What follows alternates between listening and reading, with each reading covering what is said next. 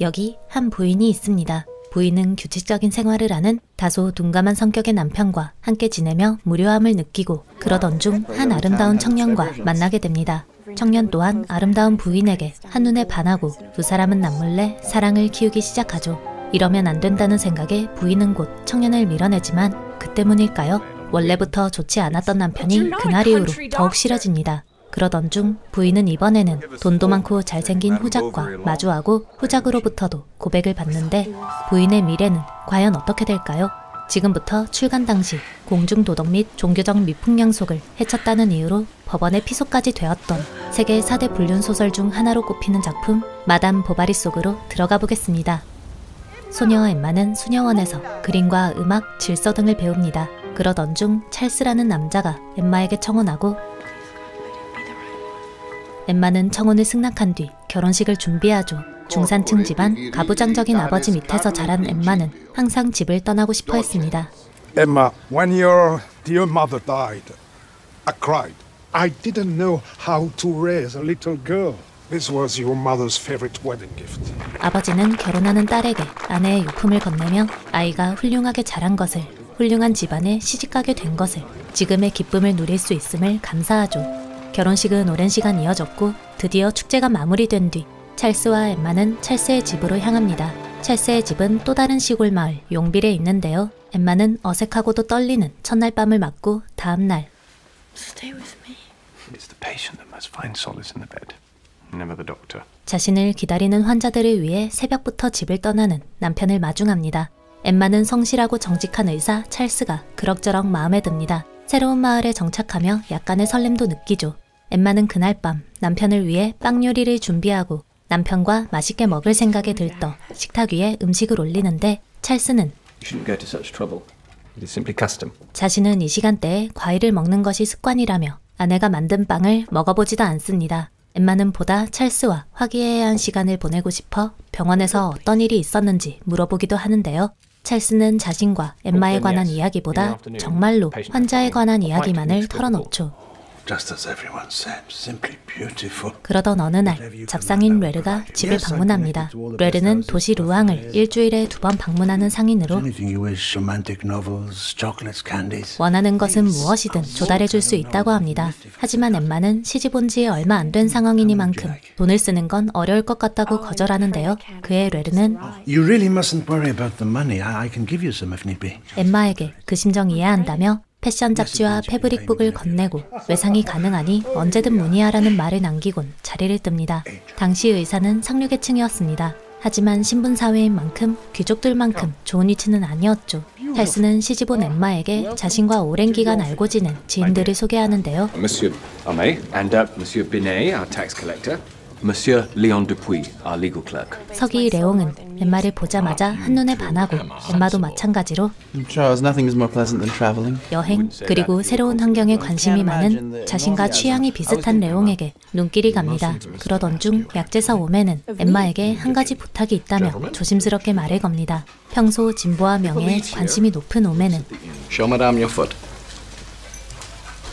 Which is why I need your help to convince Charles to operate on this poor man. 누구도 쉽게 시도하지 못하는 수술을 찰스가 해내 마을의 명예가 올라가기를 바라고 자신의 설득만으로는 찰스가 움직이지 않는다며 엠마의 마음을 먼저 움직여보려 합니다. All of what you speak of is most alluring. But the decision is not mine. It's up to Charles. But you will at least help me convince him, will you not? 엠마는 알콩달콩한 신혼생활을 즐기고 싶습니다. 하지만 찰스는 You've never thought of a fish pond, perhaps over here? But not so early and not in this cold.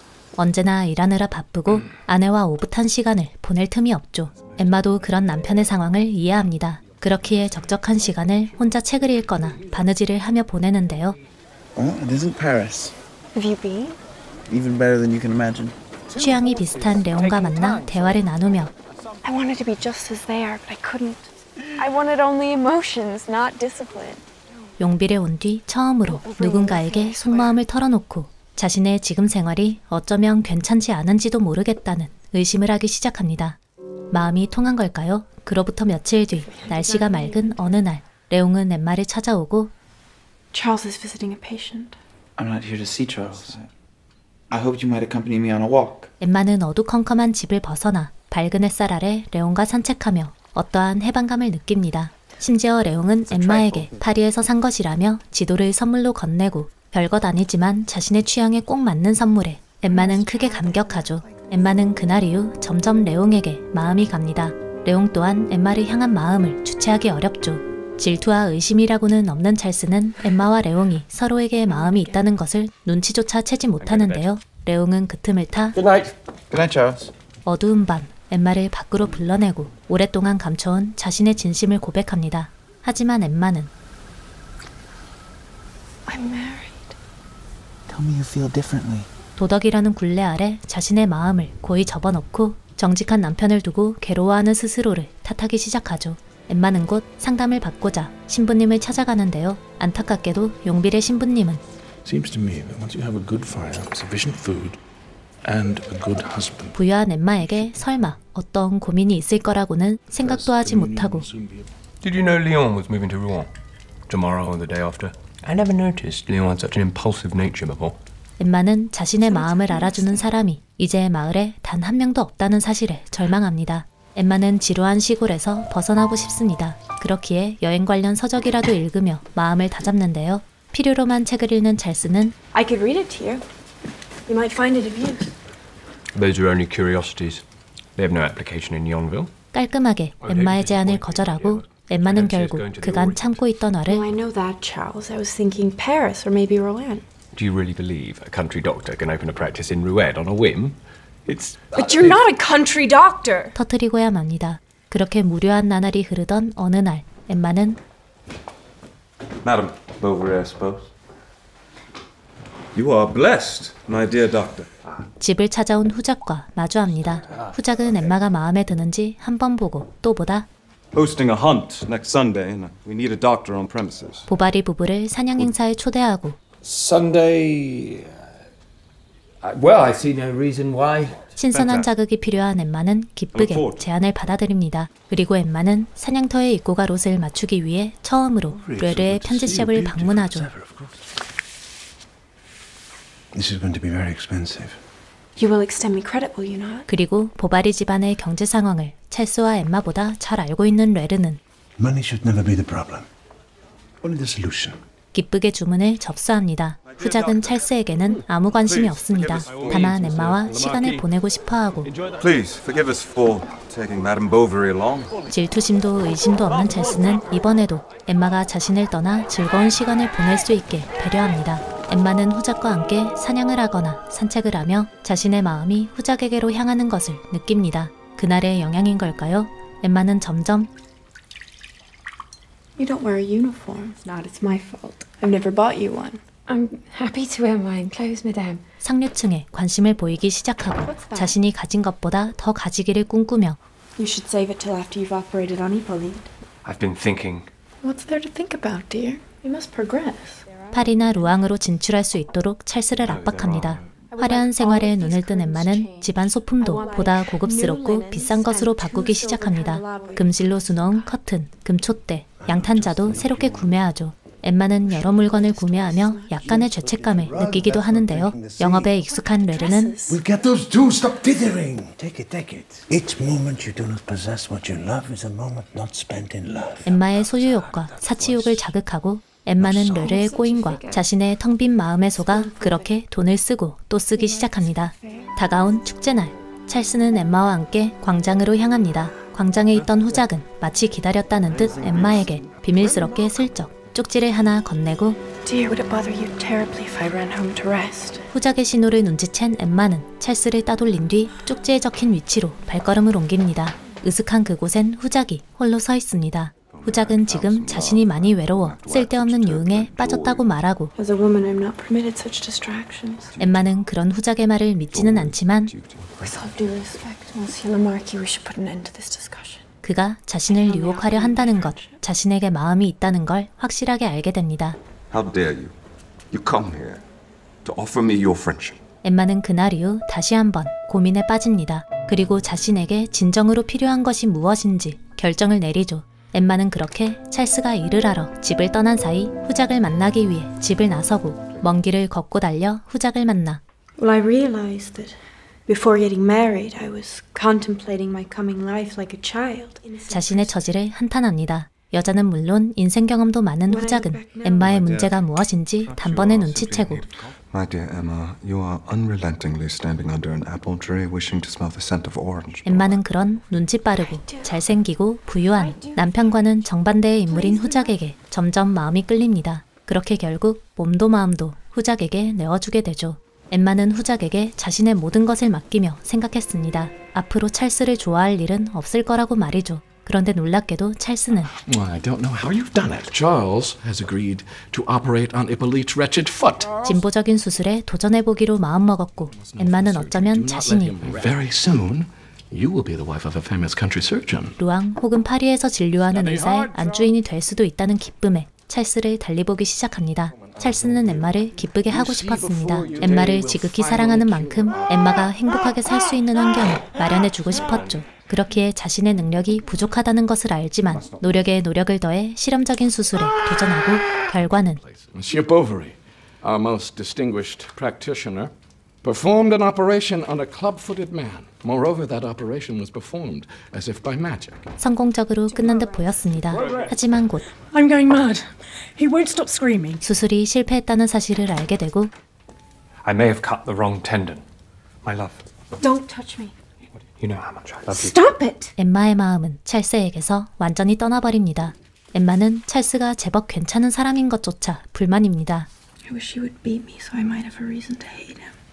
엠마는 이제 자기가 믿을 사람, 따를 수 있는 사람은 후작뿐이라고 생각하고 Take me away, I beg you. 후작에게 자신을 데리고 파리로 떠나달라고 부탁하는데요. 후작은 엠마를 좋아하지만 엠마가 마음에 들지만 항상 남편 욕을 하는 지나치게 열정적인 엠마가 점점 부담스러워지고 Give me some time to arrange some affairs. 좋은 말로 엠마를 돌려보낸 뒤 A gift from Monsieur le Marquis. 일방적으로 이별을 통보합니다. 엠마는 배신감에 알아 누웠습니다. 찰스는 엠마가 갑자기 약해진 이유를 알지도 못한 채 엠마 간병에 온 힘을 쏟고 엠마가 걸을 수 있게 될 때까지 일을 쉬기도 하죠. 그간 생활비는 레르에게 빌리며 충당합니다. 그렇게 찰스도 엠마도 모르는 사이 두 사람의 빚은 점점 늘어만 가죠. 사람 마음을 잘 읽는 레르는 엠마의 병이 마음에서 온 것임을 지루함에서 온 것임을 눈치챕니다. 그렇기에 자신의 VIP 고객인 찰스와 엠마에게 음악회 티켓을 선물로 건네고 This is exactly what she needs. To wear a beautiful gown, to be herself and take pleasure in what she loves. 엠마는 레르가 건넨 초대권을 받은 뒤 음악을 듣기 위해 기쁜 마음으로 루앙으로 향하죠. 항상 혼자 피아노를 치며 적적함을 달래던 엠마는 연주회에서 음악을 들으며 마음이 트이는 것을 느낍니다. 그러던 중 극장에서 레옹을 우연찮게 만나고 Emma dear, you won't believe who is here. 두 사람 사이에 무슨 일이 있었는지 아무것도 모르는 찰스는 대단히 기뻐하며 레옹을 엠마에게 소개하죠. 세 사람은 오늘 들은 음악에 대해 또 루앙에서의 생활에 대해 이야기를 나누기 시작합니다. 엠마는 파리를 거쳐 루앙에서 생활하며 보다 세련된 인상으로 변한 레옹에게 다시 한번 반하고 In all honesty, I never summoned the courage to go to the opera in the 4 years I spent here. Doesn't the music drown out all the words and make it impossible to... 취향까지 잘 맞는 레옹과 달리 남편과는 말이 전혀 통하지 않는다는 것을 새삼스럽게 깨닫습니다. 엠마는 고민합니다. 레옹의 눈빛에서 자신을 향한 마음이 변하지 않았음을 읽었기 때문이죠. 결국 엠마는 남편에게 음악회를 한 번 더 보고 싶다고 말한 뒤 홀로 루앙에 하루 더 남고 레옹을 따로 만나 이번에는 레옹에게 몸과 마음을 맡깁니다. 엠마는 용빌로 돌아와 남편과 마주합니다. 엠마는 이제 과거에 순수했던 아무것도 몰랐던 희망과 로맨스를 꿈꾸던 소녀가 아닙니다. 돌이킬 수 없는 너무나도 많은 죄악을 저질렀죠. 그중 하나는 What is it? My father passed. I beg your pardon, madame, but I should like a word with you in private. 분류는 물론이거니와 레르에게 지나치게 많은 돈을 빌린 것이었습니다. Weren't you glad to come across old acquaintances in Rouen? 찰스가 유산을 물려받을 것을 짐작한 레르는 돈 냄새를 맡고 곧바로 엠마에게 달려오고 그간 빚진 것을 갚으라고 압박하기 시작하죠. 엠마의 인생은 앞으로 어떻게 될까요? 엠마는 과연 꿈꾸던 대로 화려한 삶을 누리며 행복을 거머쥘 수 있을까요? 현대를 연 소설로 평가받고 있는 걸작을 영화화한 작품 마담 보바리였습니다. 혹시 줄거리 소개를 들으며 어떠셨나요? 여성의 마음은 물론 당시 여성이 처했던 상황을 대단히 심도 있게 표현했기 때문에 작가가 여자일까 짐작하는 분도 계실 듯한데요. 작가 귀스타브 플로베르는 남성으로 작품을 출간한 뒤 엠마 보바리는 나 자신이다 라는 말을 남기기도 했다고 합니다. 귀스타브 플로베르가 그렇듯 스스로를 엠마 보바리라고 자처한 이유는 다름 아닌 작품을 영화뿐만이 아닌 원작 소설로 읽어보신 분들은 아시겠지만 엠마 보바리가 로맨틱한 인물이 아니기 때문이라고 합니다. 엠마는 소설 중반부까지는 사랑을 찾아다니는 듯 보이는데요. 결말 무렵에 이르러서는 실은 사랑에 미친 인물이 아닌 낭만을 멸시하는 캐릭터였다는 것이 드러나죠. 여러 평론가들은 그런 점에서 작가가 스스로를 엠마 보바리라고 표현한 것이 아닌가 짐작한다고 합니다.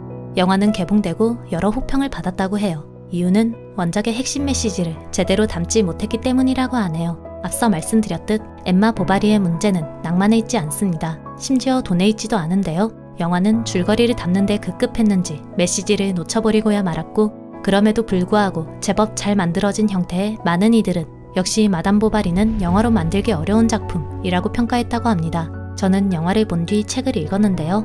책을 읽으며 어쩐지 위대한 개츠비가 생각났어요. 위대한 개츠비 또한 영화가 물론 웰메이드이지만 알맞은 캐스팅이지만 책의 핵심 메시지를 제대로 담지는 못했다고 생각하기 때문이에요. 영상화가 쉽지 않은 작품들이 있는 것 같아요. 예를 들면 위대한 개츠비나 마담 보바리처럼 인물들의 내면 심리가 대단히 복잡한 경우요.